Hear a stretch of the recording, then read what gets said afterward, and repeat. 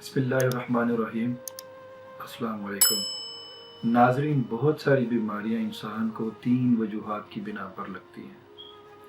उनमें नंबर 1 है कि इंसान जब कपड़े तब्दील करता है तो कपड़े तब्दील करने का आगाज़ बिस्मिल्लाहिर्रहमानिर्रहीम से नहीं करता।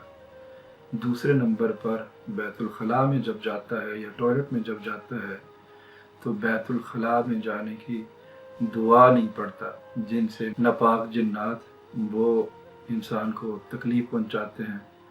और तीसरी वजह ये है कि ये इंसान के ये नाखून और बाल, इन दोनों को इस्लामी तरीक़ेकार ये है कि जब इनको कटवाया जाए तो इनको दफन किया जाए। और आज साइंस भी यही प्रूव करती है कि हमारे बाल और नाखून जब हम इनको काटते हैं तो ये कई दिन तक ज़िंदा रहते हैं। तो अब आप इमेजिन करें, हम हिजाम की दुकान पर जाते हैं और बाल उधर पड़े रहते हैं और बाद अज़ां बहुत सारे नापाक जानवर जो हैं वो उनके ऊपर से गुज़रते हैं, जिन और शयातीन। तो उनकी वजह से भी हमें ये जिन्नात बीमारियों के कब्ज़े में ले लेते हैं और इंसान का जो जिस्म है वो बीमार होना शुरू हो जाता है। तो मैं दोबारा से इस बात को रिपीट करता हूँ।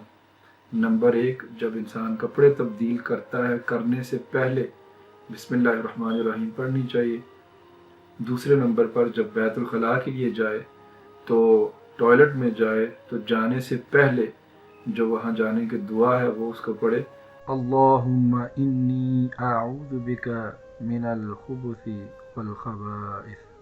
नंबर 3 ये काम करना है कि जब नाखून कटवाने हैं या बाल कटवाने हैं तो उसके बाद इनको दफन करना है, तो आप बहुत सारी बीमारियों से इंशाअल्लाह बच जाएंगे।